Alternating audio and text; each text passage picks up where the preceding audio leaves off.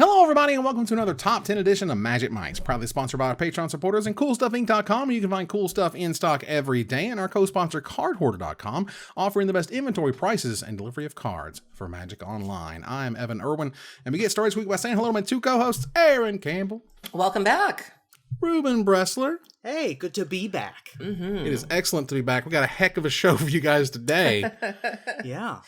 I think the first time ever, no hires, no sames, just raw content, 10 fantastic choices from only us. And normally we save the raw content for the pre-show, so it's bursting into the live show, into the real show. Every once in a while we'll get somebody commenting like, why don't you compare ahead of time so that your top 10s don't overlap?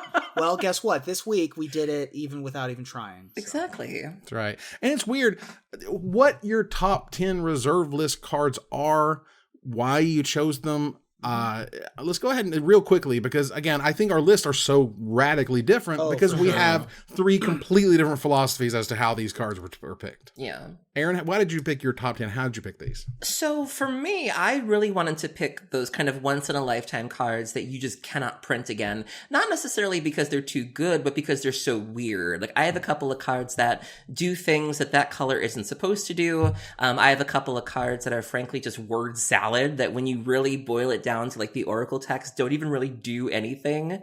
I have some cards that are very powerful, that are vintage all-stars or old school all-stars, but really just things that cannot see the light of day, and it's probably for the best that they can't be reprinted. Ruben? My list, I went in a very different direction. I wanted to pick cards that are on the reserve list that I could foresee being printed. Cards that, I wouldn't bat an eye if they were reprinted tomorrow.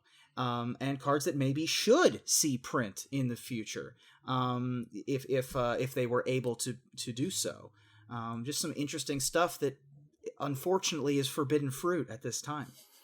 Wow. And mine's a little bit more of sort of the classic, the top, sort of as you're walking through sort of the Museum of Magic and you have the top 10 lauded, blah, blah, blah reserve list cards. You won't see these things ever again.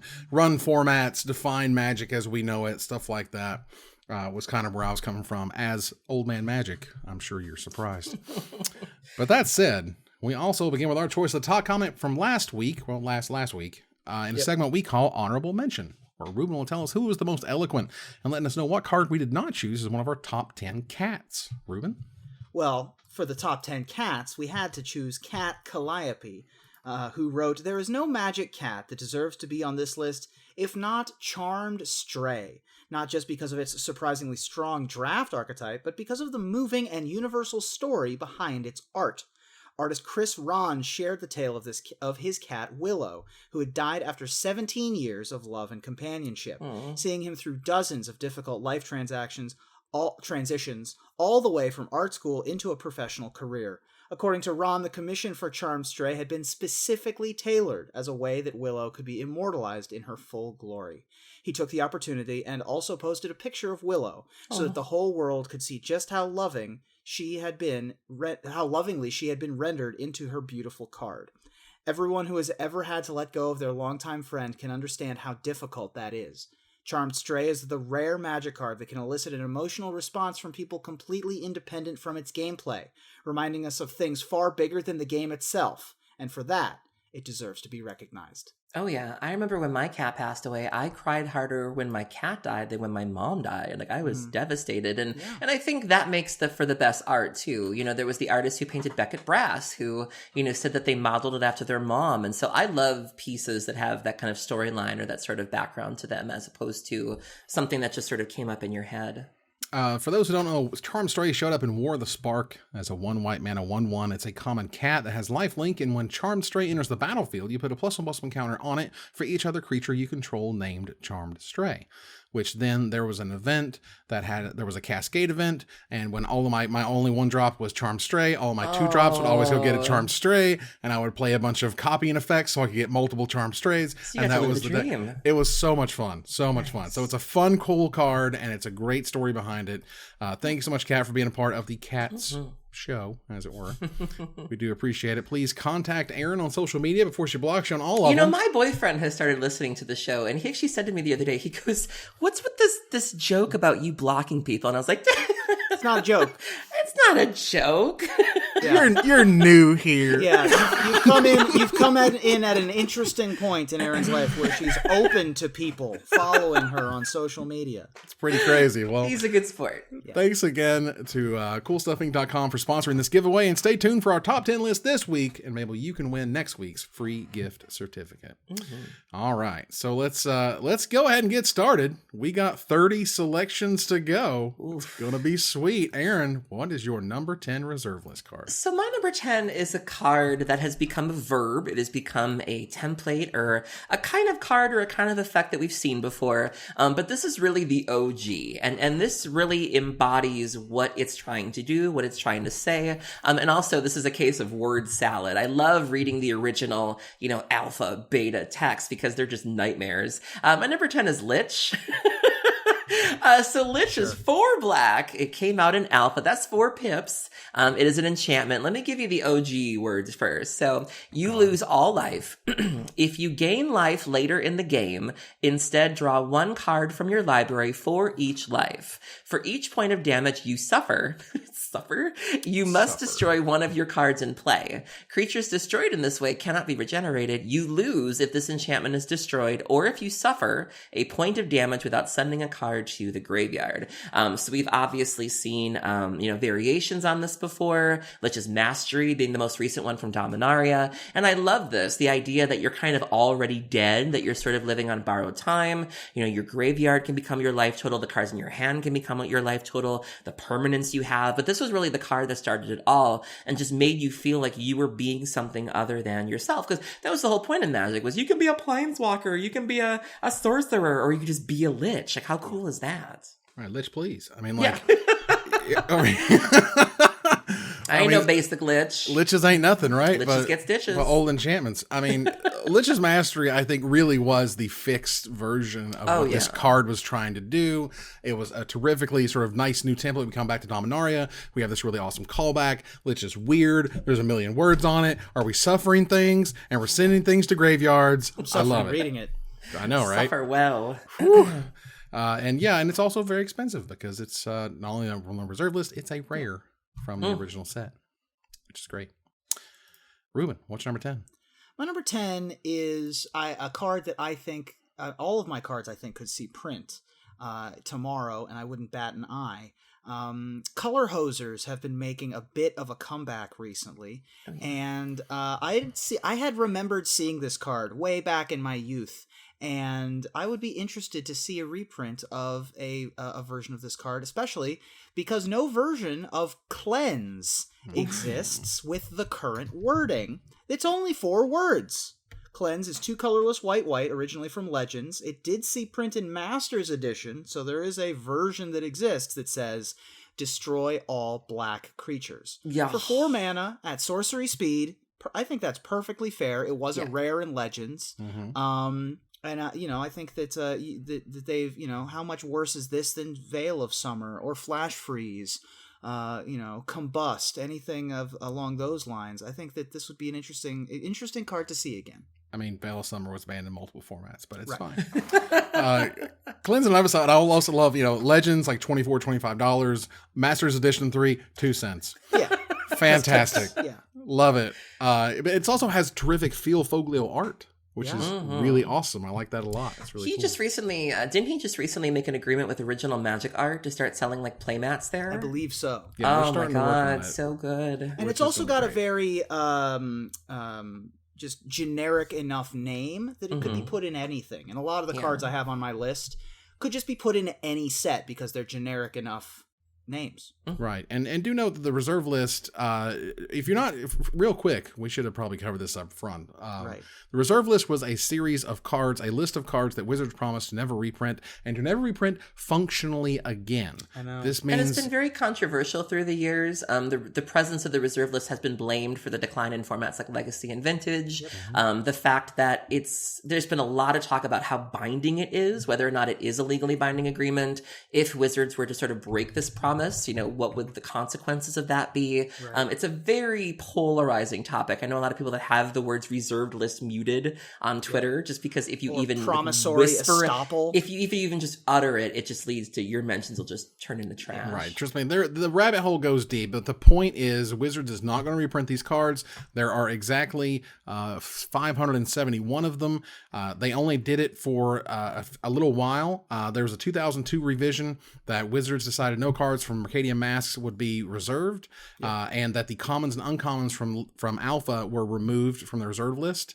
And then later, the exception was Faraz's ban from Homelands, which was reprinted in 5th edition, but mistakenly still on the reserve list, but it was removed. And then in 2010, they started to print them in foil. They started to make dual decks, Phyrexian versus the Coalition, and from the Vault Relics, which had multiple reserve list cards, including one that we may or may not talk about, but there was a Mox on there, and it's worth almost $300. It's ridiculous from the Vault product. But either way, 2010, they did that, pissed a bunch of people off, and they said, we promise in 2011, no more cards from the reserve list to be printed, regardless foil or non-foil. Okay, so you're all caught up with what a reserve list is and why we're talking about it. Okay, so let's talk about my number 10. This is an OG card that I played with around sort of one of my first years of Magic. This card came out. It was very good. It was very strong. It saw lots of high-level play. But I loved it because it really taught me at the time that there is power in incremental advantage. And for a while, people tried to do some stupid garbage with like in between phases, something or other. But Thawing Glaciers is just one of my favorite cards. It's so great, and we're never going to see it reprinted again, at least like this. Thawing Glaciers is a rare land from Alliances, and it enters the battlefield tapped. You may tap one generic mana, one generic mana tap, : search your library for a basic land card, put that card onto the battlefield tapped, then shuffle your library, return Thawing Glaciers to its owner's hand at the beginning of the next cleanup step. That's after discard. It's essentially at the very, very end of the turn, the super end of the turn. We're seriously not kidding. End of turn. At the time, it was kind of said a little weird because it said at end of turn, return it to its owner's hand, and there were some timing problems in there. But regardless, Thawing Glaciers is a terrific card, and it just shows you that if every other turn you get an extra land on the battlefield, you can grind out your opponent thanks to that mana advantage. I just ran into this card for the first time ever this past weekend, actually. My friend Charlotte Sable on the Commander Advisory Committee has a Rakdos the Showstopper deck, which is amazing, and I found it on Tapped Out. And when I was looking at the list, I was going through all the cards, and I saw this card on her list, and I'd never heard of it before. And then I moused over it, and I was like, holy cow, this card is really, really good. And it's also a little pricey, so I was like, well, I will not be paying for it, but it's definitely very good, and I can see why it's in here. And it's so funny that you'll be bringing it up now, because I'd never heard of it, and now it's here, and it's really good. Yeah, Thawing Glaciers is unreal. It's been in a lot of top-level tournament decks. I mean, being able to essentially draw a card every other turn at the cost of a land drop, I guess, but it still lets you grind out your opponents, so... And for what it's worth, it might be more affordable these days. You can find a near mint copy for about $11. Because there was a crash in the reserve list cards. For many years, people were just hoarding them, no matter what they did. Well, even recently, there have been just sort of random buyouts where, like, you'll just look at Twitter and be like, random card is now sold out. And you're like, what? And those are people trying to manipulate the market, and they wanted to, they would turn these reserve list cards into investment vehicles and whatever. And eventually, they kind of looked at each other, and they're like, wait a minute. No one's buying these for the prices that we expected and that we wanted, and then it just kind of like all fell down. So for $11, it seems fairly more affordable. Absolutely. Anyway, let's move on here to number 9. Aaron, what's number 9? So my number 9 is a really, really interesting card, not only because of what it does, but if I did my research correctly, the first time this card was printed, they kind of forgot to print the mana cost. And then they printed it again in beta and made sure to put a cost on it. We're going to talk about mono artifacts. Do y'all know what those do? We're going to go over that right now. My number 9 is Cyclopean Tomb. So I'm going to go with the beta printing here because that has the mana cost on it. So Cyclopean Tomb is an artifact that costs 4 colorless mana. You can pay 2 colorless mana and activate it. You don't have to tap it. The Oracle text says you do have to tap it. There you go. Yes, turn any one non-swamp land into a swamp during your upkeep. Mark the changed lands with tokens. If Cyclopean Tomb is destroyed, destroyed, remove 1 token of your choice each upkeep, returning that land to its original nature. So it's sort of like an Urborg before Urborg, but yet you have to pay to activate it. It's very, very strange. I'm not really sure what Cyclops have to do to black. It seems like a really weird. Cyclops have been red as far as I know for a while now. But it's very weird from a flavor perspective. I love the mono artifact part. I love just sort of the slow creep to make everything a swamp. The fact that they forgot the mana cost. Like, it's just so weird and so funny. It's a hell of a card. The Oracle text is way longer. Yeah. It talks about mire counters and like the mire counters, and for the rest of the game you got to do stuff, and it's not been removed with so and so. Like, oh my god, this card is a giant wall of text that doesn't do much, and what it does do costs 6 mana before it literally does anything. Where it does stone anything, you're 6 mana in, and you made 1 swamp. Yeah. There you go. Made it a swamp. Congratulations. So it looks like Cyclopean has nothing to do with Cyclops. Okay. It has to do with a type of ancient masonry made with massive irregular blocks. Oh, okay. Good news to me. God almighty. Alpha versions, of which there are only damaged, moderately played, and heavily played versions, start at $400. Sure. So, 4 for the mana cost. It's a neat little it callback works there. out, doesn't it? It's crazy. I don't know what does that. It's fantastic. You would say that it's 1 per mana cost, but the alpha versions don't have a mana cost. So, Yeah, right. Ruben, what's your number 9? my number 9 is a card that I just would not bat an eye if it were printed tomorrow. It used to be on the list of creatures that share a name with their creature types, although it has since been turned into a fungus demon instead of a mold demon. Mold demon is 5 colorless black for a fungus demon. It's a 6/6 that when it enters the battlefield, sacrifice it unless you sacrifice 2 swamps. And it's got Jesper Myfor's art, very iconic style, just ridiculous, early 90s magic. Part of the reserve list. I actually think that this could probably just be downshifted. This could be an uncommon, right? This could be a common, quite This frankly. could probably be a common, like a 7 mana 6/6 that makes you sack 2 lands. This could be a common spoiled tomorrow, and I wouldn't bat an eye. Easily. Totally. And that artwork is something. It's something. That is something. That is one of those, like, feel free to put all the money down you want. We're not going to see artwork like that on Magic cards that aren't from secret layers anytime soon. And maybe not even then, but that's your only hope at this point. Yeah. All right. Moving on here to my number 9. This is one of the faces of the game. This is one of the first creatures that I encountered as a Magic player. This is a card whose value is, like, stupidly high, because it was the face of Magic for years. And it was awesome. It was powerful. It was cool.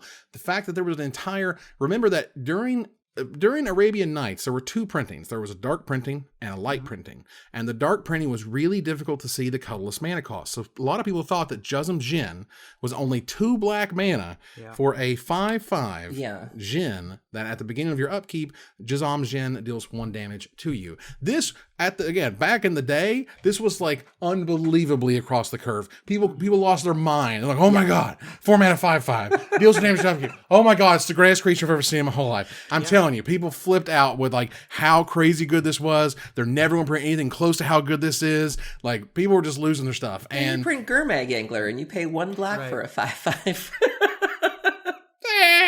Modern Magic.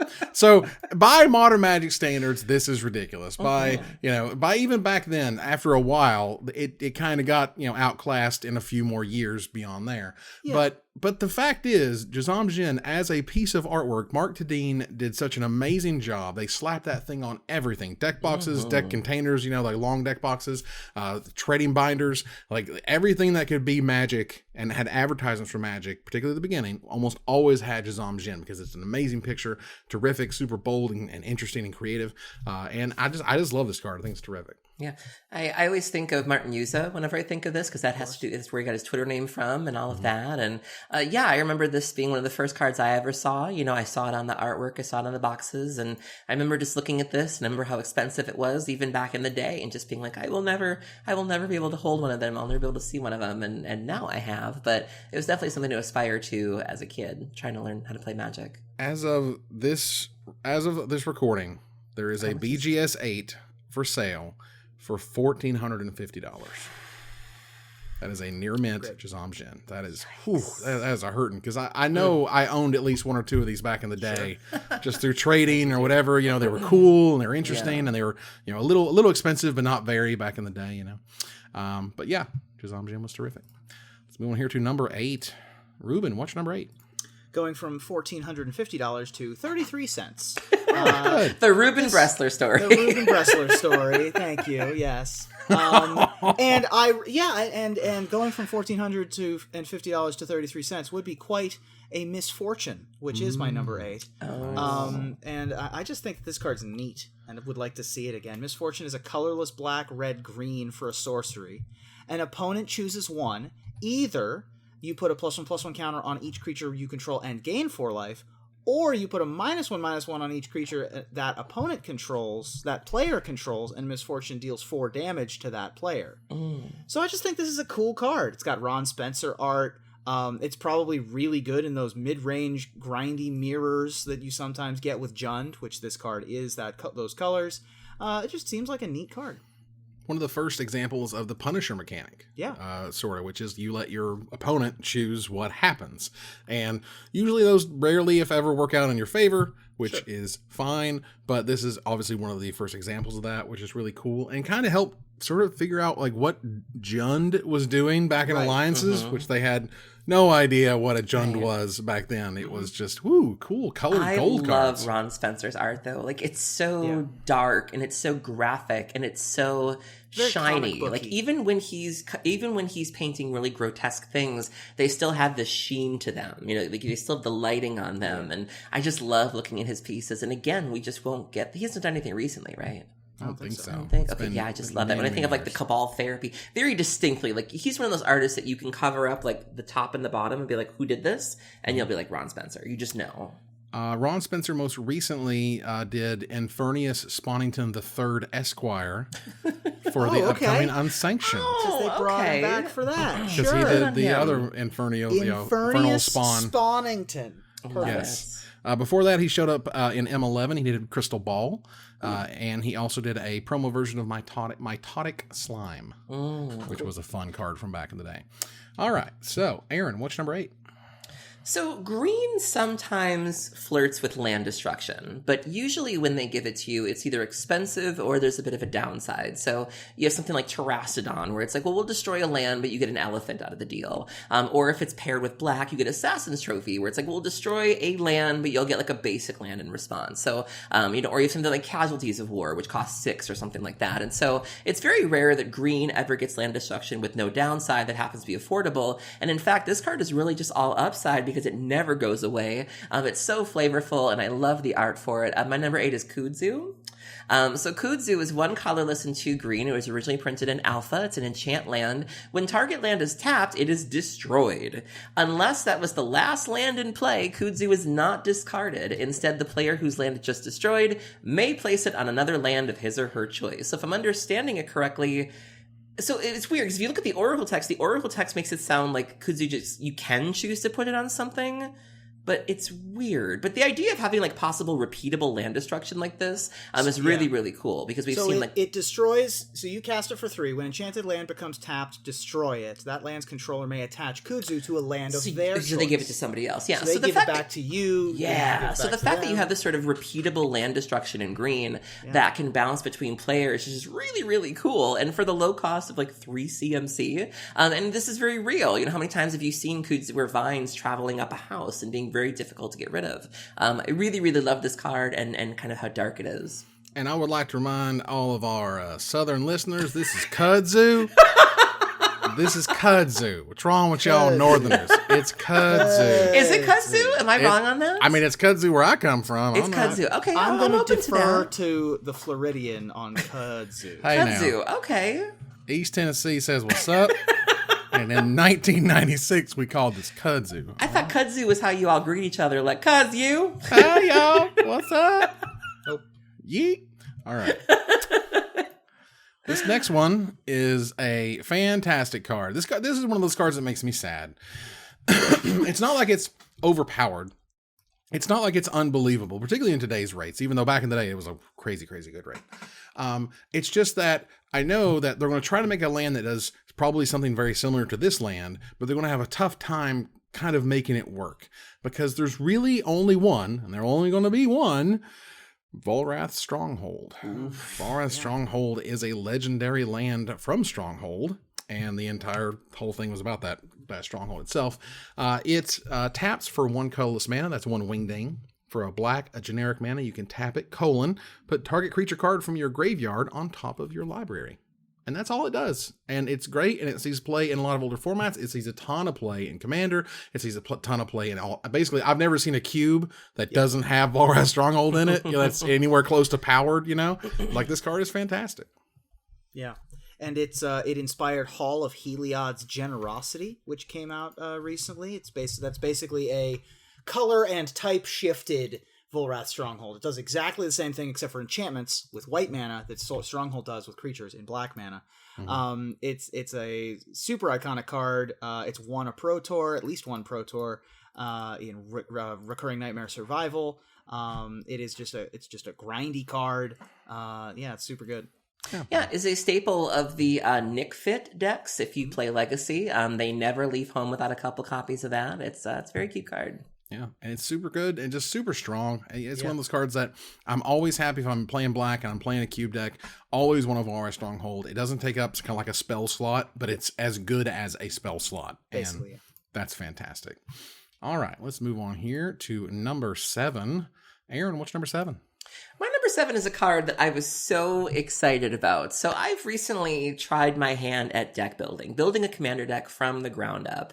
And so I was working on a Sharoom deck, and I was going through Scryfall and Gatherer and EDH Rec and trying to find the perfect cards for my deck. And I discovered this card right here. And I was like, oh man, this card would be perfect in my Sharoom deck. It's from Arabian Nights. That can't be too bad. Like, how bad can it be? And then I went to look it up, and it was, $380. And I was like, okay, I guess we are not playing with this card. But if it were ever reprinted, I would absolutely give it a home. It's so weird. My number 7's Guardian Beast. So Guardian Beast is 3 colorless and a black. It's a creature type beast, 2 power and 4 toughness. As long as Guardian Beast is untapped, non-creature artifacts you control can't be enchanted. They're indestructible, and other players can't gain control of them. This effect doesn't remove auras already attached to those artifacts in black. Black and artifacts don't usually go together too much, but on a 4-drop creature to do all of this is like Padim and like a Darksteel Forge on a body, on like a Courser or a Crewfix. Like, this is just amazing. And I just love this card. It's so weird. The art is creepy. Ken Meyer Jr., again, that old school art we will never see again. It's super expensive, and just, God, I wish it was affordable because I would jam this in any deck. Magic Online, 10 cents. As you do. There was a second there where Tezzerator was really popular in Legacy, and this was a really good card against Abrupt Decay. Yeah, in the sideboard of Tezzerator. So, because it cost 4, so you couldn't destroy it, and then you couldn't destroy anything else either. Well, this card is weird. No one really spoke about this card back in the day. This wasn't brought up in strategy articles. It wasn't brought up as part of Arabian Nights' flavor. It's very rare I ever see this card ever. So it's fun to bring it up and take a look at it. Ruben, what's number 7? I think this is the second most recent card on my list. Yeah, this is the second most recent. This card came out in 1999. It is from Urza's Legacy, which is right around a little after I started playing. And when I started playing, I would try to predict cards at the pre-release or the release events that I thought were going to be good. And I had a couple of hits. I had a couple of really good ones. I picked up a stack of Masticores for like $5 a piece like before they took off. Covetous Dragon I did also in Urza's. I correctly predicted Revelark, but then sometimes I have some misses, Sometimes you don't hit everything you go deep on. Countryside Crusher was a big miss for me back in the day. And I remember I had a stack of about 35 second chances from Urza's Legacy. Because I thought that card was great, and that card was not. Second Chance is 2 colorless and a blue for an enchantment. At the beginning of your upkeep, if you have 5 life or less, sacrifice Second Chance and take an extra turn after this one. Illustrated by Mark Tadine.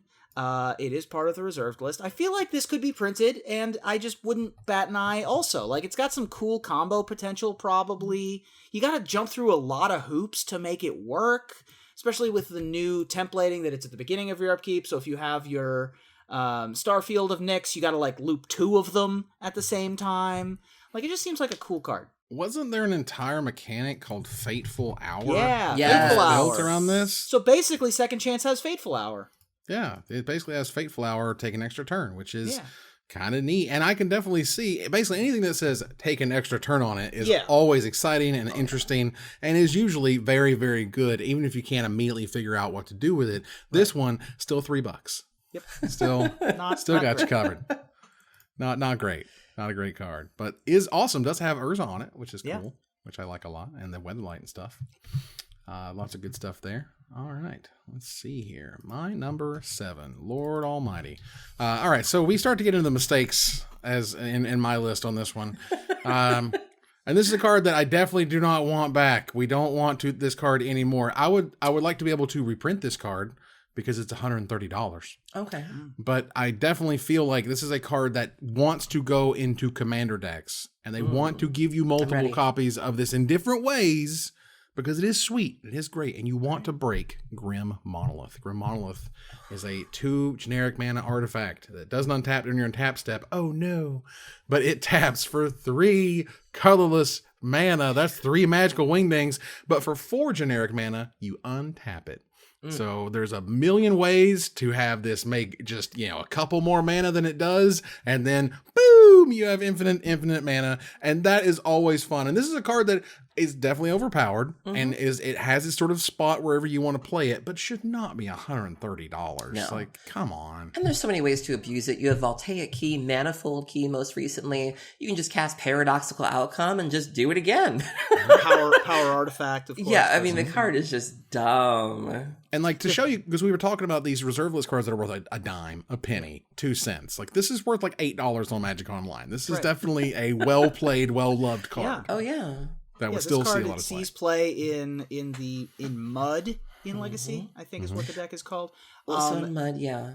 This is when the first ever booster box that 13-year-old Ruben purchased. 14-year-old Ruben. How old was I when I started playing Magic? My first ever booster box. I bought a box of Urza's Legacy. The first pack I opened had a foil Grim Monolith in it. God and almighty. I sold it for like $50.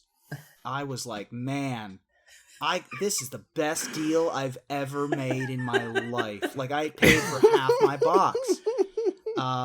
Yeah, that was a lot of money. Oh my god. Yeah, a foil version currently. Just don't I don't want to know. All right, how much is it? What is it? $1,350. Whoa. My god. You could buy yourself a new closet, Ruben. That's right. All new. Freshly stocked. Oh my god. Let's move on here to number 6. Aaron, what's your number 6? My number 6 sees play occasionally in Legacy, is a rules nightmare. I've seen so many flowcharts and so many grids from judges in terms of what to do with this card if you ever run into it combined with other cards. Thank God it's about $500 and has only been printed in Legends because we cannot deal with more of this card. My number 6 is Chains of Mephistopheles. Oh my god. So Chains of Mephistopheles is 1 colorless and a black. It's an enchantment. Every time a player draws a card, that player must first discard a card from their hand. Sounds reasonable enough. Evan, if there are no cards in player's hand, take top card from library and place it in the graveyard instead of drawing. This enchantment does not apply to the first card drawn by a player during the draw phase. So if you pair this with something like Brainstorm or Narset or Leovold, it is a nightmare. And I love that it gives people fits, and the art is just insane. You have this weird looking demon goat that's like roar and like holding these chains. It's been reprinted a couple times on Magic Online, going for about 12 cents. The new version is great. I think Darkin did the art on this one, and it is stellar. You have like a really cool looking demon. He's got like a human around the neck with chains. He looks really, really badass. The colors are vibrant.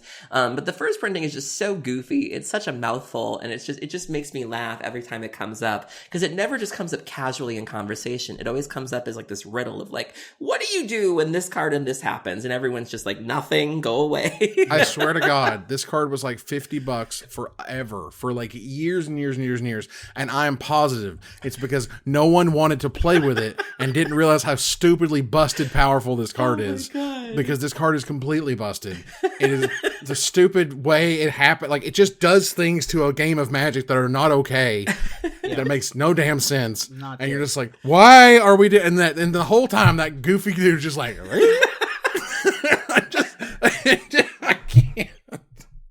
I swear to God. I literally think that was it. One day, like, somebody played like 4 Chains of Mephistopheles or whatever in Vintage, and people were like, wait a minute, that card, what does that card do again? And then they realized it would just crush people, because A, they didn't know how it worked, so they couldn't play against it anyway, and B, when they tried to get some, well, it's hard to find because it's on the reserve list. And I mean, the card's insane. Just insane. Ruben, what's number 6? My number 6 is another card that I guess had an early version of the Punisher mechanic, and I didn't really realize it. But it's just an interesting take on black card draw, because I feel like they won't let us have ambitions cost in standard. Yeah. They won't let us have, painful truths, really. Really? It's like kind of tough for them to give us that kind of effect. And so, well, especially just pure card draw. They certainly won't give concentrate to black. Sure. And so that's why I really like Fatal Lore. 2 colorless black sorcery, an opponent chooses 1. Either you draw 3 cards, or you destroy up to 2 target creatures that player controls. They can't be regenerated, and that player draws up to 3 cards. So both of those options seem great to me. And I think that would be a really interesting card to see printed. Interesting. You destroy 2 creatures of theirs, and then they can draw 3? Yeah. Interesting. Okay. Or they let you draw 3 cards. Yeah, I mean, honestly, these days I could see this being a less expensive instant, really. Yeah. Like a 3-mana instant. A lot of the cards that are on the reserved list are there for no particular reason other than they happened to be at the wrong place at the wrong time. This could certainly be downshifted. This could certainly be an instant. This could certainly cost less. There's a bunch of stuff that you can do with all of the cards that I've chosen to include on my list. And the worst part is there wasn't just like every rares on the reserve list. Like they went through and they just like picked and chose what they wanted on it, which like, okay, cool, I guess. Fatal Lore, I guess, is on it. Let's move on here to number 6. My number 6, again, we're definitely in classic territory. We're in cards that you know. And this is, again, not a card you want back.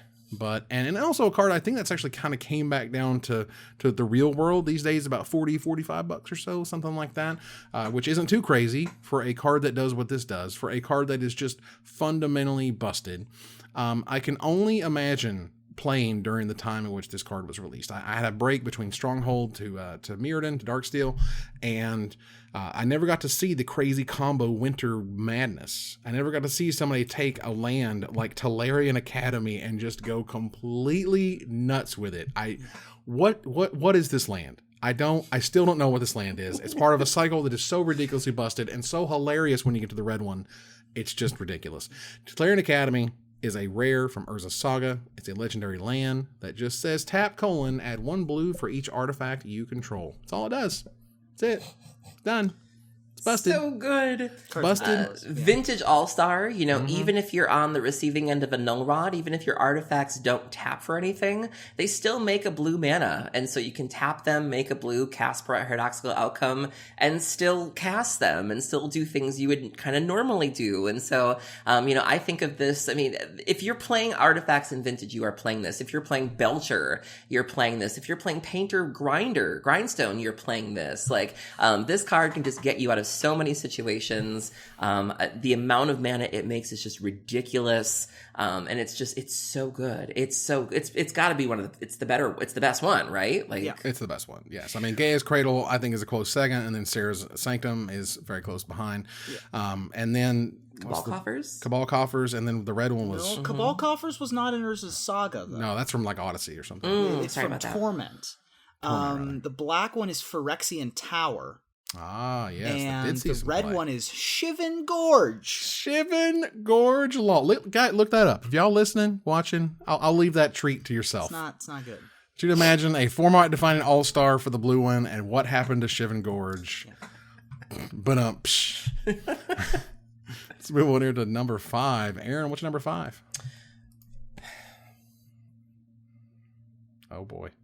It's my baby. I've had a lot of good times with this card. I'm sure many of you were expecting this card to be much higher on the list, but I really thought there were bigger and better cards out there, dare I say, and number 5 is not a bad place to be. I'm just going to cut right to the chase. My number 5 is Bazaar of Baghdad. Number 5? Number 5. I know. It makes you wonder what I put before it. So here's the thing. So my top 5 cards are all either banned or restricted, and this card is not restricted in Vintage. So that tells you something about what my other 4 cards are. So I'm going to give it to you the long way. Tap to take 2 cards from your library, after which you must immediately discard 3 from your hand to your graveyard. If you don't have 3 or more cards in your hand, discard your whole hand. No spells may be cast between drawing and discarding cards. This card is amazing. It is the gas in Vintage Dredge. It allows you to do what you came to do.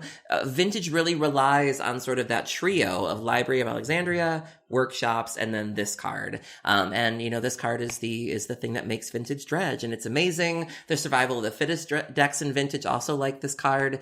You can do Dredge things, but you can also just pair it with Squee Goblin to Bob and just play a really fair kind of control Vengevine deck, which is going around right now. Card goes for about $1,000 a pop, so you need about $4,000 for a playset. But it's just a brilliant card. It has brought me a lot of joy, and we will never, ever get that. I was thinking maybe when like the Ixalan lands were coming out, because they were kind of giving us these sort of, fixed versions. Yeah, I was like, come on, give us like a Bazaar of Dubai or something. It's fine. And no, they won't go anywhere. No. We did get Bazaar Trade Mage though, which is Bazaar Trade Mage was kind of neat, and also regulated to Modern. Yep. You also had Magus of the Bazaar in Standard, so that was actually a standard Dredge deck actually at the time when that card was in Standard. It was neat. Yeah, Bazaar of Baghdad is a heck of a card. I remember playing in a proxy Vintage tournament, and I mulliganed to 1. Oh, yes. Bazaar. And during my first draw step, I drew a Bazaar. And so I played a land and passed the turn. Oh, there are people that will scoop to a Bazaar. Like, there are people, like, you will be on the play, you will play your Bazaar, and people will scoop. Just that magic comes on. They'll be like, next game. We're out. I know what you're doing. Yeah. This has to be, if not number 1, it has to be very close to the longest, wordiest way to describe its effect to its errata. Which I think, if I'm counting correctly, it goes from 45 words to 7. Yeah. So that's a lot. As you do. Just draw 2 cards and discard 3 cards. Can I tell you a funny story? Well, of course. Okay, I hate to be that girl that talks about her boyfriend all the time. So, on our first date, my now boyfriend... Do you really? He's going to listen to this and be like, shut up. So on our first date, we were talking in my room, and I had to go in my nightstand for something. And my Bazaars were in my nightstand because I sleep by them because I don't want anybody to take them. And so he looked at them and he goes, what are those? And I was like, oh, that's Bazaar of Baghdad. And then he says the cutest thing to me. He goes, what does that do? And so I had to explain to him what Bazaar does, and he was like, oh, but there's so many words on it. And I was like, you got a valid point there. And then a week later, when I was building my Sharoom deck, he was like, do you know what would go well in your Sharoom deck? Bazaar of Baghdad. It's a pretty decent magic card. Exactly. You can put that in a variety of decks. I feel like if somebody played Bazaar of Baghdad in Commander... I'd be like... That's a flex. That's a serious flex. That's a flex. It is a serious flex. But I would also be like, I don't feel bad about losing this game. Like, I'm like Mountain Krenko or something, and you're like Bazaar, right? taste it. Yeah. That's a lot. Oh my God. Ruben, what's your number 5? On number 5, there's a bunch of cards that are like this, that are on the reserved list.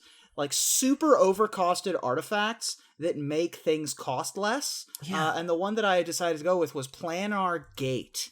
Planar. Planar. It's planar. Planar Gate. Planar gate, y'all. Rare from Legends. Hey. 6 mana artifact. Creature spells you cast cost 2 less to cast.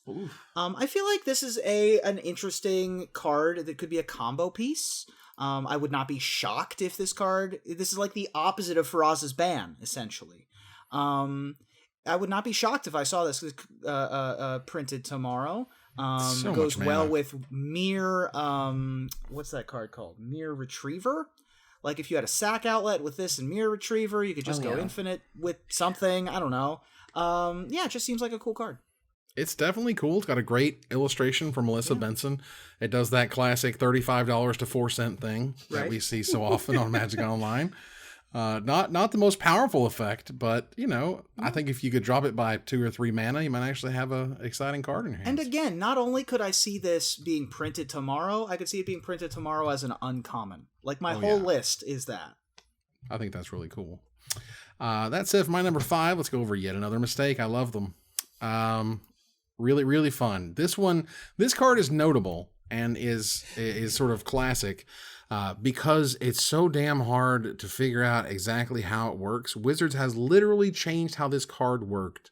Fundamentally changed how this card has worked multiple times to the point where they made errata that didn't have anything to do with what the card was actually saying, and then they later went back and they removed the errata from this card it was saying. Time Vault is an enigma wrapped in a riddle that somehow makes some sense to somebody. Like, it makes sense when you just read it. Okay, let's read the alpha version. This is what it came out to start with, all right?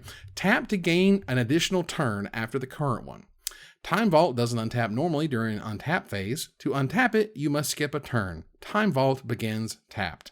So, okay, so it's a mono artifact, which means you had to tap it. So let's go let's go to Vintage Masters, the 22 cents you could now pay to get your own copy on Magic Online. It's 2 generic mana artifact. It enters the battlefield tapped. It doesn't untap during your untap step. If you would begin your turn while Time Vault is tapped, you may skip that turn instead. If you do, untap it and tap : take an extra turn after this one. They used to do like time counters or something, and then you would remove the time counters, and then people were doing weird things with time counters, and it just got confusing. And then this doesn't say counter on it anywhere, and suddenly we're putting counters on it. Like, it was ridiculous. And at some point, Wizards finally said, okay, fine. We all kind of understand how it works. This is the final errata. This is it. We're done. Bye. And they just left. And that's what we're left with. So, Time Vault. This is definitely a card that you just kind of scoop to, like when you see the Voltaic Key, because what you're really looking for is the key combo. So you get Voltaic Key or Manifold Key, and then this, and then you just whoop whoop whoop, and you make a bunch of extra turns. And most people know to kind of scoop to that. There are some situations where somebody has like the Mana Crypt out, and no way to seemingly get it back. There is a chance you might be able to kill him, but usually most people know to just pick it up. I've killed multiple people with Mana Vault. Oh yeah, and it's a win condition. You can tinker for the other piece. You can use Tezzeret to find it. You can even just, go digging for it with like Bolus's Citadel. But this is a valid win condition in Vintage. This is one of those cards that is like Animate Dead to me, where it makes sense when you just conceptualize it, but it makes no sense when you put words on the card. Like, the words do not translate to what you want it to do. What you want to do is put a turn in a box. Yep, this is a turn in a box card. Mm-hmm. But it doesn't work that way. Like, they've tried it again. I think it was Magosi, the Water Veil. It was like, put an extra turn in a box. It just doesn't translate well. But it is a staple of the Vintage format, and I don't think we'll ever see its like again. Magosi the Water Veil showed up in Zendikar. It is uses Eon counters. There you go. Perfect. You put Eon counters on it and skip your next turn. You move Eon counter. So they got their counter in there. That weird counter thing. They did it. It just wasn't on the original card with a bunch of weird errata. All right. Let's move on here to number 4. Aaron, what's number 4? My number 4 is a card that was recently unrestricted in Vintage. And, to great effect. It gave birth to the deck Eric's Crab Shack, which saw play for a little while. I myself played with this a little bit. It gave Vintage Lands a bit of a boost. It's just a fun card, and you really don't realize what it's capable of until you're actually playing with it, and you're able to just kind of sneeze out your hand and then kind of put the pieces together. My number 4 is Fast Bond. So Fast Bond is 1 green, is an enchantment. Very simple. It just says you may put as many lands into play as you want each turn. Fast Bond does 1 damage to you for every land beyond the first that you play in a single turn. I started hanging out with my friend Zeus, who I know through Vintage, and he spent a lot of time brewing with Fast Bond, and I just got to see all of the ways that you can really break this card. You play Glacial Chasm, and you don't take damage from this. And so if you're running Crucible of Worlds and like a Wasteland, you can just kind of make these loops where you can kind of make a whole bunch of mana and then start casting prison pieces, and then you dig until you use your cycling lands, and you dig until you can find like your Thespian Sage and your Dark Depths, and you can piece together a Merit Lage win. And there's just so much more to this card than I realized. I thought it was just going to be kind of dumb and there wouldn't be a lot of complexity to it, but the loops you can make and lands as an archetype, I don't think really get enough love in terms of how many of them there are and how many unique abilities they have. And so I really had a lot of fun playing with this card. I'm so glad that it's back, and it doesn't seem to have broken anything, so I think it's safe to keep around. And it was really nice to see a fresh crop of decks coming into Vintage, even if only for a little while. Fast Bond's ridiculous. Card's absurd. There are only 2 cards that are banned in Mental Magic. Fast Bond and a worse version of Fast Bond, which is Exploration. Wow.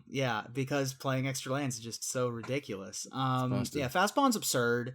It breaks a resource of the game that you're not supposed to be able to break. It's very similar to Necropotence in that way. And I'm glad that when it got unbanned, it did not ruin anything and instead made things more interesting. But that's probably about as far as Fast Bond's going to go. So, cut to 1996. I was 13. Long before any of us were even born. Yeah. I mean, I was 15, but regardless, 1996, learned how to play Magic, played Magic as much as I could when going through trade binders. In 1996, this was the most worthless piece of garbage. I swear, there was nothing to do with it. There was nothing to do with it. There was no loops. There was no magic things. You could just play some extra lands. It's like, all right. Who cares? Sure. Who cares? Yeah, who cares? Like, it was, I remember this illustration in particular, seeing it in tons of trade binders because nobody wanted this card. Right. It did nothing back then. You needed to wait till Gush happened or Horn of Greed or what have you. Right. You just needed so many enablers. Now, obviously, it's incredible these days, right. But man, it's such a stark difference from back in the day when like everyone hated it. No one liked it. No one asked for it. No one built any decks around it. It was just a card, which was funny. Ruben, what's number 4? My number 4, I'm finally picking a card that has some tournament pedigree. And this card has brought me great love. And I love this card. It's brought me great joy in the past. It inspired a version of itself in the future, but Powder Keg is different. I just like Powder Keg. Ratchet Bomb's fine, but I like Powder Keg. Yeah. Powder Keg is 2 colorless, or 2 generic, I should say. It is an artifact from Urza's Destiny. This is the newest card on my list. At the beginning of your upkeep, you may put a fuse counter on Powder Keg. Tap and sacrifice Powder Keg. Destroy each artifact and creature with converted mana cost equal to the number of fuse counters on Powder Keg. This deck did win a Pro Tour in the hands of Bob Marr Jr. in Pro Tour Chicago. This was in the Oath of Druids deck. It's been in a number of control decks in the past, particularly those that did not have access to Wraths. A very good way to blow up the world when you're a mono blue control deck, for example. And we've seen Ratchet Bomb, and we've seen other, put a counter on it and then sacrifice stuff and destroy it like Blast Zone. But Powder Keg is the OG. Right. It feels like we've got like Powder Keg is like Coca-Cola Classic. Yeah. And then Ratchet Bomb is not quite New Coke. It's almost Coke Zero. But then you have Blast Zone, which is really Coke Zero. So then Ratchet Bomb may be New Coke. I ran into Powder Keg for the first time last year when I was preparing for the vintage playoffs, and I was just kind of trying a bunch of decks because I wasn't doing very well and just needed wins. I just needed my last couple points. And so I picked up Shops, and I hadn't really seen Shops in a while because ever since Force of Vigor came out, Shops kind of disappeared. And I remember just looking at a list that Canister had played and top-aided with, and it all looked pretty standard. I was like, okay, Workshops, Traxos, Foundry Inspect, Powder Keg? Yeah. I was like, why aren't we just running Matchup Bomb? And they were like, well, you don't want to get it Pithing Needled, or you don't want to get it Revokered. You want to have a little bit of diversity there. And I was just like, okay. Right. You play one Ratchet Bomb and you play one Powder Keg. Yeah, and then I remember, I think I was streaming with it. I was streaming my girlfriend Lisa, and even people were like, hey, Aaron, let's take a look at your list. And then you'd be in between games, and they would be doing the same thing. It was always the card that people talked about. They're like, Powder Keg? And it's got that generic name. It's got that generic name that I like. I was just so put proud it of in any set. Yeah. And it doesn't destroy your own planeswalkers, doesn't destroy theirs either, but that's kind of a thing. It could be very much of an upside. But if we're going to the shops, if we're going to the big shops, if we're going to expensive shops, if we're going to the shops that cost you 66 cents on Magic Online and $1,200 basically in paper. Great. Perfect. It's fine. This card is busted. This card is dumb and it's busted, and I love it how busted it is, particularly the original art, which looks like absolute what is happening Yeah, what here. is happening in the original art for that? Mishra's Workshop is a hell of a card. It is a rare land from Antiquities. It taps to add 3 colorless mana. Spend this mana only to cast artifact spells. That's all it does. It doesn't tap for mana otherwise. It doesn't do any special abilities. It just says, look, you're able to pay all your artifacts super early. And back in Antiquities, when all you had literally was Arabian Nights, Antiquities, and Alpha or whatever, you're sitting pretty. This card's fine. This card's neat. It's kind of a cool way to run out a Juggernaut or whatever. Right. It'd be kind of cool, Turn right? 2 Juggernaut. Turn 3 for Rex, or turn 1 for Rexian Warbeast. Yeah. See, there we're talking. Yeah. Workshop is gross. I mean, you look at some of the starts you can have with this, and you cheat out a bunch of Moxen.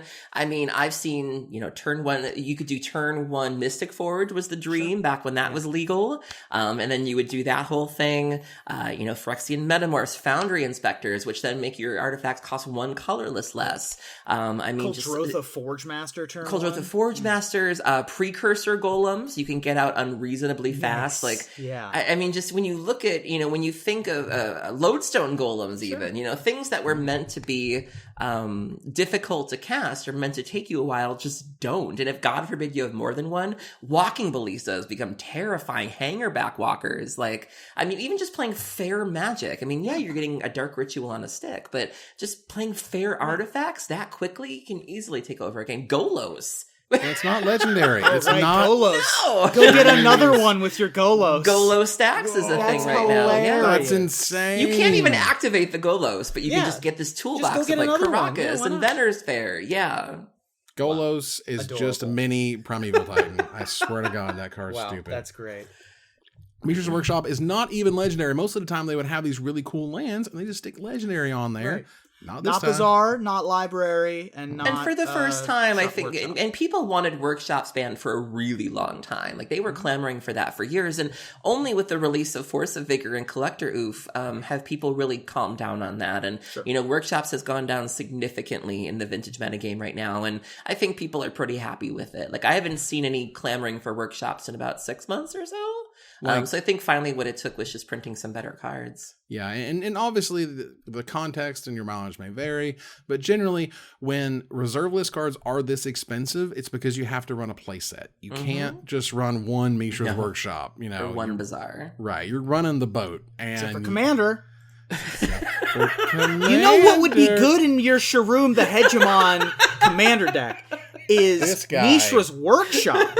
That's a heck of an idea right there. That's a good one. And Bazaar. And Library, for that Jeez. matter. I would Let's never just leave play the them all. house then. It would be too expensive. I can't take it to GP Detroit.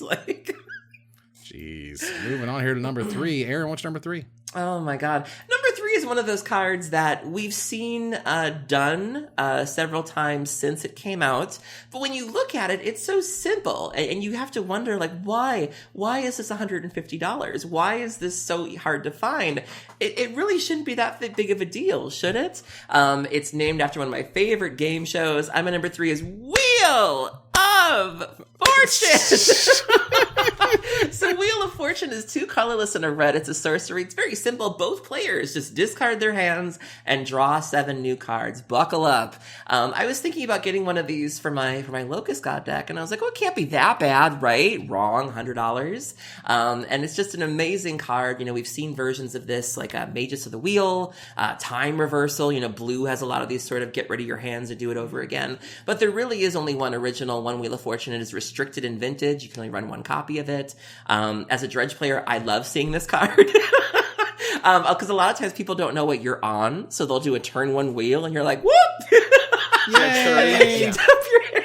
And I mean, you hope to God they brick, because if they brick, you're sitting there with a full thing of Narcomoebas and Amalgams, and it's great. But I just love the feeling of the recklessness of it, and I don't know what's going to happen, but you hold on tight. It's so fun. Mother of God, the Judge foil is $428? Are you kidding me? I had multiples of those things. No one liked that. It was like $40 forever, and now what happened? Oh my God. Wow. That's incredible. The card itself is dumb. Like, there's nothing fair about this card. Draw 7s are a huge deal in Vintage. So yes, especially now with the London Mulligan, where like you really work so hard to like sculpt this good hand, and sometimes you don't even really need it. You're just like, well, let's see what you got. Just wheel it up. People are like, oh, I have garbage.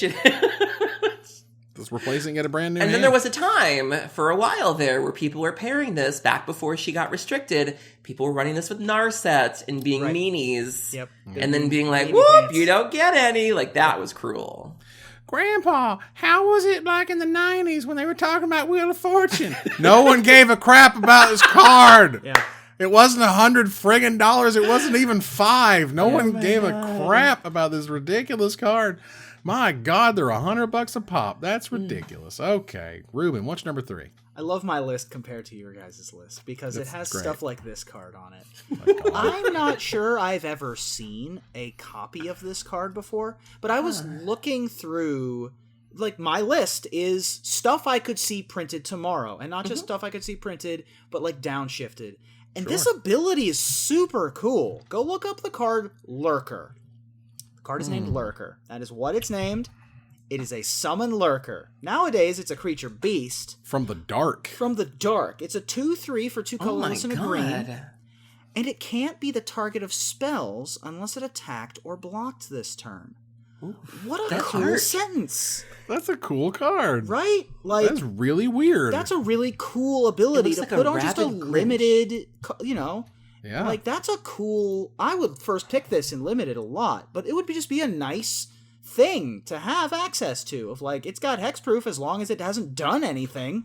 Like, that's awesome. I would love to see Lurker or something like it in the future. Yeah, this ability in and of itself sounds really cool. I read that sentence and it was like a revelation. It's like, how have we never seen that anywhere else? How have I never seen that a dozen times over the course of Magic design? It's such a clean, excellent ability. Right, and the way that it's sort of, even the way that it's costed, even versus sort of today's creatures, the 2/3 that can't be, you know, that basically has shroud / hexproof kind of, is still a, you know, I think those numbers are still good. You know, it's not like it needs to be a 3/3, for example. You know, it's like, no, it's kind of cool to make you work for it, put an aura or something on it, and then you kind of have a monster that you can protect. That's really neat. I like that one. And now to a card that everyone's heard of. I love this card. This card is amazing. Boss Man got me a gift, bought me a playmat that he got from the artist that he was at a show at the time. So I actually have on my desk at work, I have a nice, big, beautiful, blown up version of this artwork that probably never meant to be blown up, but it's okay because it's old school. It's classic. I love this card. It's way too expensive for what it is. It's very Jazamjin in that way. But I just, man, deep down in my heart, it's few cards I love harder than Library of Alexandria. Yeah. Library of Alexandria was illustrated by Mark Poole, who nicely both signed that. Or as they say in the South, Poole. Poole, hi. But did sign my playmat, and I do appreciate it. It's kudzu, that's right, y'all. Library of Alexandria, if you don't know, is an uncommon from Arabian Nights, a casual $1,500 uncommon. It's a land, not a legendary land, just a land, that taps to add 1 colorless mana or tap, draw a card. Activate this ability only if you have exactly 7 cards in hand. A cube all-star, still played in Vintage. Also one of the cards that is frequently mentioned as a card that they should unrestrict, because what is this thing breaking when you have to play 4 of it, right? Yeah. Other than your wallet. Yeah, so this was a card that saw quite a bit of play before Narset, actually. Narset was the thing that really changed this, where, you can't draw that extra card anymore. And so the Xerox deck started to really live without it. And I honestly can't remember the last time I've even seen a library, but in the good old days, when I first came back to Vintage, it was pretty ubiquitous with the Xerox decks. And, just watching people use it, the way that Blue uses card advantage to draw more cards, and being very careful and having to make those decisions of, is this something I want to counter? Is this worth taking myself off of 7, taking myself off of library to deal with this, and seeing blue mirrors and seeing how the library can just break that mirror wide open. If that one person gets a library and it stays, they will bury you and you will never be able to catch up. And so I had a lot of fun learning how to play with this card. I'm sad that it doesn't see play anymore, and I do think it is safe to unrestrict. It's a cube all-star though. This card in my I will opening pick hand. this card over every card in cube. I will sit there and gnash teeth over the Soul Ring, and I usually just slam the Alexandria because it's just it's so good. Like, there's so many times. Actually, fun story. Pro Tour San Juan, there was a side cube draft that we did. And I want to say it was for money. It was a side money draft that we cubed. And I got to play against Zach Hill. And he was playing Black-Blue Control, and I was playing with Library of Alexandria. I don't remember exactly what else I was playing, but I was playing with Library of Alexandria, and I got to play it on turn 1. And that boy kept up with me drawing an extra card the whole game. It was unbelievable how he kept having fun, different, interesting ways of him drawing his own cards and him filtering his own cards and getting around me having a turn 1 out library, which I thought was just, the end. Like, it's just unbeatable. And I think he actually did beat me in that game. I was like, I got the turn 1 library. How did you do that? Zach, you monster. Yeah. Oh, man. Let's move on here to number 2. Aaron, what's number 2? You know what? I decided I'm not going to tell you my number 2. I'm going to show you my number 2. Okay. So we're going to play a little game of charades here. Or we're going to play a game of, what is the thing where you can't say it? Okay. You have to do like a gesture. Taboo. Yeah. Okay. So here we go. Or charades. Yeah. Whatever. All right, here we go. All right. Oh, sure. Yeah. What is it? It's Ancestral Recall. It's Ancestral Recall, yes! Of course. So my number 2 is Ancestral Recall. So Ancestral Recall is 1 blue. It's instant. Target player draws 3 cards. This it? That's the tweet. Although if you look at the original version, it says draw 3 cards or force opponent to draw 3 cards. I'm going to say this is probably the best draw spell ever made. I'll go there. I'll do that. For 1 blue, I mean, if you're playing in Vintage and you Mystical Tutor, you're probably getting this. The fact that you can Snapcaster this. The fact that you can, if you're playing Jeskai Arcanist, you get another shot at it with this. With a Dreadhorde Arcanist, I've played it in Dredge. I've used it to dredge, 16, which feels great. It's just an amazing, amazing card. And when you think of everything it does, you can also use it in corner cases to mill your opponent. I've lost due to somebody targeting me, where I've gotten Dredge happy and then like, whoop, draw 3. And I'm like, oh. But it's just an iconic draw spell. You look at you think of Recall, you think of A-Call, it goes back to this. You look at the Ancestral Vision that people produced, reprinted to try to get this card back into it. You think of the iconic art when someone does that, you see somebody cosplaying that. Someone cosplayed this recently, which was brilliant. But there's just nothing like Recall, and it's just so, so good. Yeah. When I was traveling to all the Pro Tours, when I was talking to all the pros at the Pro Tours, and I was making the Magic shows live from the Pro Tours, I would often try to tell them brain teasers. I wanted to get them like, imagine so-and-so, what would you do if so-and-so exists? What would this creature do if so-and-so happened? And one of my favorites, and I even got like Wizards R&D on board, and they were like, Evan, this card's never going to happen, but we thought it was a fun brain teaser. And the question was, you reprint Ancestral Recall, okay? 1 blue, instant, draw 3 cards. And the next line on the thing says, and you, in addition to this, you lose X life. What's the number? Yeah. What is fair? And I think Zvi Mauschwitz said 19. Yeah. Other people said like Yeah. 7. There's no way to balance. Well, I mean, Death's Shadow exists now, so you can't balance it. Right. So it was just, I think a lot of people said 7 or 8, Yeah. you would pay 7 life. 7 or 8 sounds about right. Yeah. Yep. And I'm just like, and of course that card would be completely busted, Of regardless of almost what, any number other than 20 would probably be too good. Too good. 20 would probably still be too good. 20 would probably still see a weird amount of play in a weird way, Yeah. But I thought it was a really fun one. One of my favorites. Ruben, what's your number 2? My number 2 is a card that I think could be like a centerpiece uncommon for a draft archetype. It's the kind of card that I am honestly shocked has never been reattempted in some other way. I think that Harbinger of Night just has all of the things you want in a Magic card. Wow. And it's a shame that we can't print it again. Harbinger of Night. Harbinger, hey! Harbinger of Night is 2 colorless black for a 2/3 spirit. Ermagerd counters. Ermagerd Harbinger is a 2/3. So it's a spirit. It's a Right. 2/3 for 4, and at the beginning of your upkeep, put a -1/-1 counter on each creature. So it shrinks itself, Right. but it also is like a regular, put -1/-1 counters on everything. Like this would go really cool with Bowfly Infestation from Shadowmoor and like the -1/-1 counters interactions. Yeah. If you have This would've been ways a to perfect card move for that. counters around, it'd be cool. Mhm. It's a spirit, so it's got that going for it. The numbers just seem perfect. Like, this is a card I would really like to see printed soon. Just like a really cool card. Yeah, this would be a sweet, I think, uncommon that you could say we have a Like a -1/-1 build around theme. me uncommon. Absolutely. So, and maybe they'll take the ability and put it somewhere else, or put it on a different creature or a different, and that's kind of the way they work around the reserve list cards anyway, is they say, wow, that was a really cool ability. We can't functionally put it there. Can it go somewhere else in the color pie, or could we just make it a little bit different? And you're starting to see those types of sort of remixes, I guess, as you could say, more and more as Magic gets older. There's points where you go, wait, what did we do back in the day? Oh, let's do that again, but let's fix it for the reserve list part. Whereas my choice for number 2 is cards, a cycle, cards that you would never, ever, ever, ever reprint. One of the things that Wizards likes to say is that they have never, and to this day, even though the castles are close, they have never created a land that is better than a basic land. You don't ever want to say, I'm playing a green deck and I don't want any forests in it. You want to say, okay, there's the line. Because they did that one time, over 3 sets, but one time. And those are the Moxes.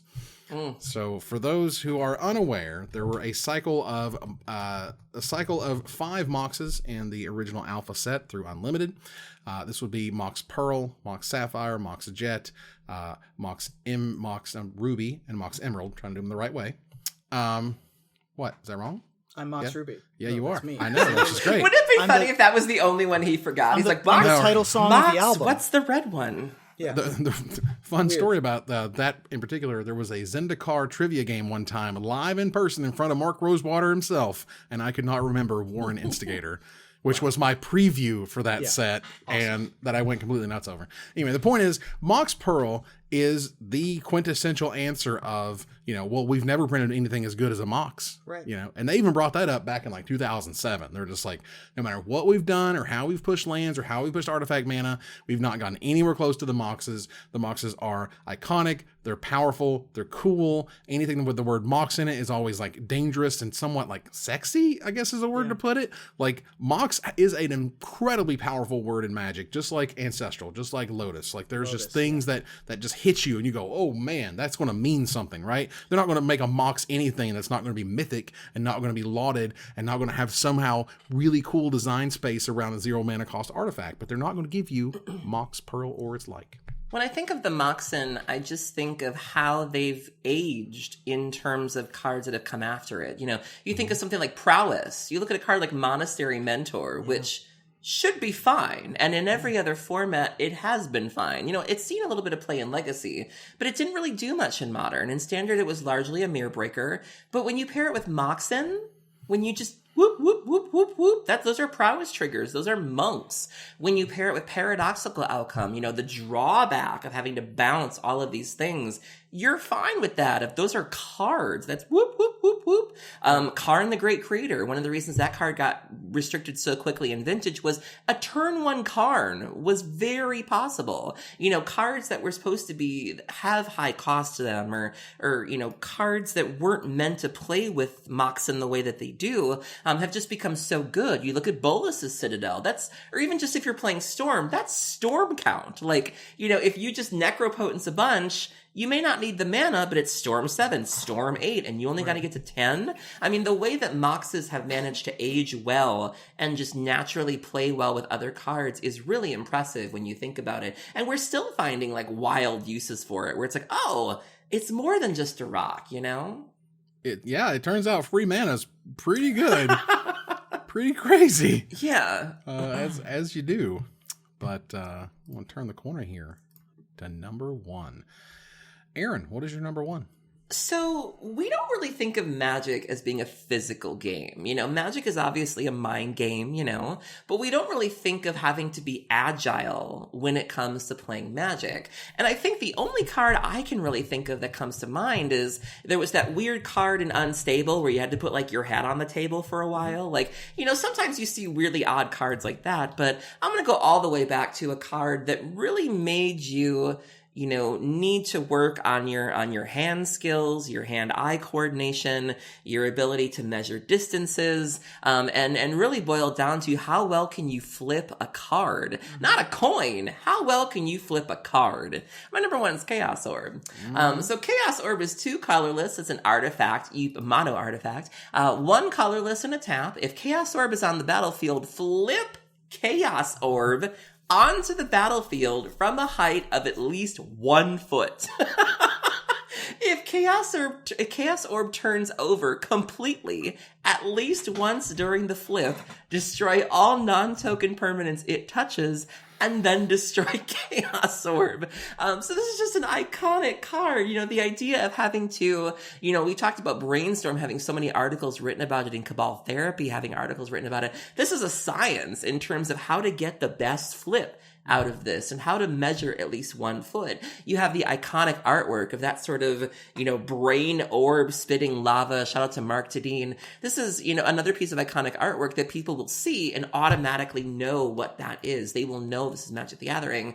It's just wild and insane. And, you can't play it in Vintage. You really can only play it in Old School. Can't play it in Legacy. But it's just, I've never had the pleasure, but it's definitely on my list of Magic things to do before I die. Can I flip it? I've seen videos on Twitter. I've never had the privilege. As I recall, even this past Vintage Championship had someone flipping a Chaos Orb. I think it was probably a side event because this is banned. But it was fun to see the judge come up with a little tape measure and they're doing the thing and flipping the stuff. Yes. Absolutely fantastic. Chaos Confetti was the unglued card that kind of made fun of this one, where you tear it to pieces and throw the pieces and see which one to touch. I also love the fact that they kind of had to sort of errata it to say non-token because it says the cards that it touches, and tokens aren't necessarily always cards. I thought that was great. And oftentimes when I find this in cubes, they just say, look, it's 2 mana and 1 generic mana to vindicate. It vindicates wherever you want. Don't do the weird flipping thing. Just kill something. But Chaos Orb, and God knows, Mark Tadine has just ridden on the back of this Chaos Orb for a very long time. He's illustrated Infinite. He's altered Infinite cards to look like it. It's absolutely fantastic. When I was with Star City Games and we did GP Orlando, we got to do the Chaos Orb amusement park ride that looked like a giant Chaos Orb, which was turned into a pin that we did. It was super fun. Chaos Orb in and of itself is one of those cards that you're not really going to see in play, but you're going to hear about it, you're going to hear stories about it, and every once in a while you're going to get to see people actually play with it. And I think that's really cool. I do not want to go back to dexterity mechanics. Thank you. We're getting old, Evan. The arthritis is just... it's the same thing with board games. I cannot stand dexterity board games. I do not want to play a dexterity card. It's fine. Ruben, what's your number 1? We talked about a couple of pretty good lands. But I don't think that we can ever really reprint any of those lands. And once again, I try to make my list reasonable cards to reprint. And so when I was putting my list together, I actually was like, there's one card that I've put in basically every commander deck I've ever built. It's a land that is just scary every time I play it. They're about $15 a piece. I love it so much, and I wish that we could somehow, some way, reprint Winding Canyons. Winding Canyons is a rare from Weatherlight. Taps add a colorless. Pay 2 colorless tap, : you may cast creature spells this turn as though they had flash. Illustrated by John Avon. Land illustrator extraordinaire. I've put this in. I think I've put this in every commander deck that I've ever built, and it's amazing. I think it's just spectacular.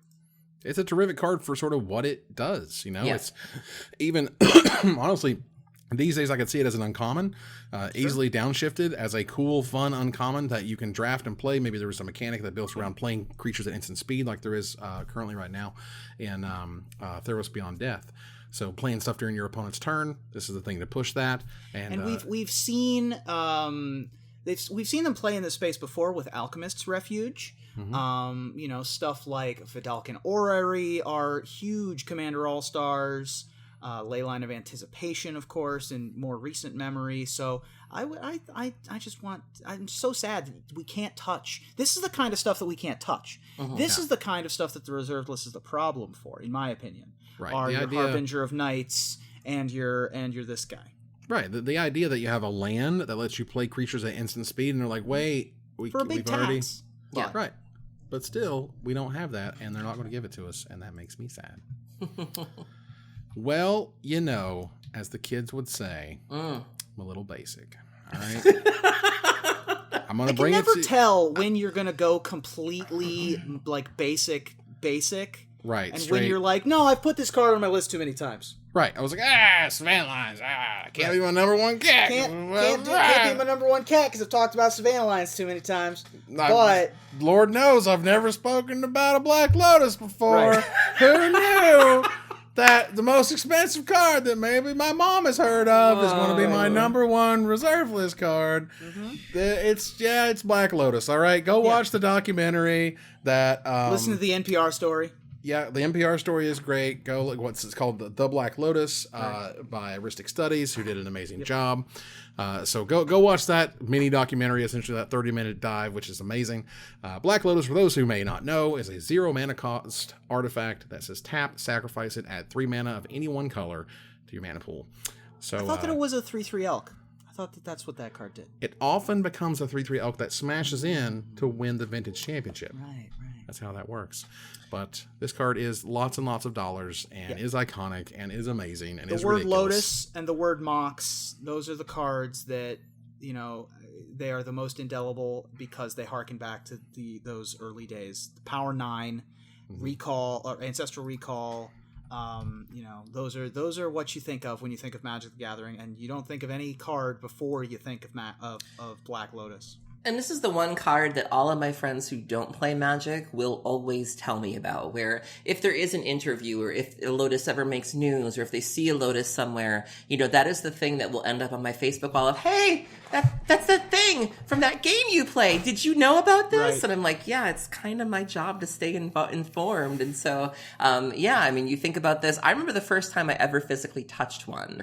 I got to borrow one for Eternal Weekend 2 years ago. And somebody shipped me one in very clandestine fashion. My friend Tim had hid one in a notebook. It was very cool. So he had a steno pad and it was buried in the middle and he made an envelope and it was attached to it. It was very cloak and dagger. But the first time I ever opened it up, I just felt so unworthy. I was just oh my God. And then to make matters worse, I didn't end up using it.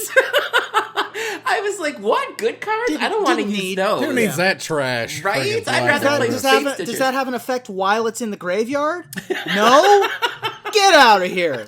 Piece of crap. But That's it's what just, it was was. definitely a moment where it was just like, oh my God, I am holding a black lotus. And at that point, it felt like I could just sort of, just stop right there. Life can't get any better. And, when you play vintage, again, you get to cheat out things that you wouldn't. Turn one Narsets are a thing. Turn one Oath of Druids. Again, those cards that were never meant to see the light of play so quickly can do that with Black Lotus, and just the strategies you're able to facilitate. And just the word lotus, you think of lotus petal, you think of lotus bloom, kind of like Moxen, where anytime you hear lotus, you're Nyx in Lotus. for a really good time. Yeah. Nyx Lotus, Lotus Field that came out in M20. Right.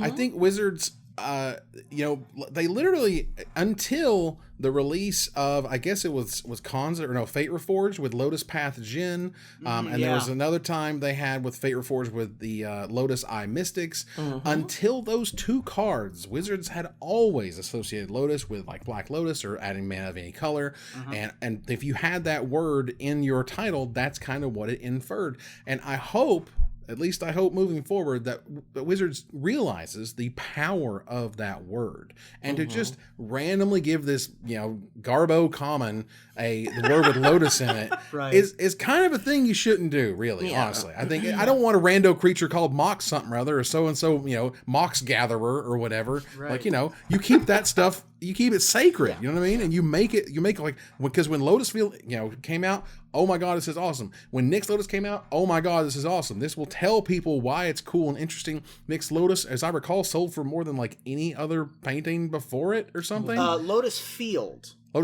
did. set the record. And then Nyx Lotus sold for a ton. It was like top 5. Yes, absolutely. Yeah. So again, this to me is just, give it up to the word Lotus and what it means in the game. And we're kind of transitioning as Magic, just in general, not just the community, but the game.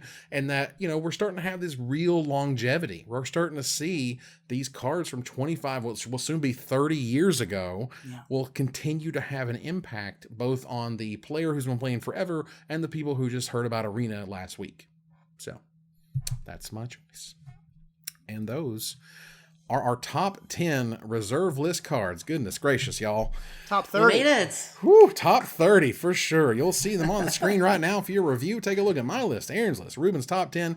And we want to hear from you about what card we did not talk about. And we'll select our favorite to win a $50 gift certificate to CoolStuffInc.com. And honest to God, you can choose any card you want, because we had 3 different criteria. We chose whatever we wanted. A good list to choose from, over 500 possibilities. So we want to hear what you love and what you'd like to see or not want to see. I mean, I'll be honest. This is one of the few categories I would be happy to do another 10 of like. I would just totally get rid of like the tournament cube all stars, and I'll just go to like the weird stuff that I like because it's weird and we're never going to see it again. Much like Ruben's, I thought was great. Either way, that said, but before we go, I want to thank my co-host. Thank you, Aaron. Thank you for having me, and thank you to our listeners for being so patient with us while we dealt with our issues over the past week. Thank you, Ruben. Thank you. It's good to be back. Absolutely. Moving here to our final slide, I want to thank our sponsor, CoolStuffInc.com, our co-sponsor, CardHoarder.com, my co-hosts, Aaron Campbell and Ruben Bressler. You guys for watching or listening. I hope you support us at Patreon.com/MagicMikes.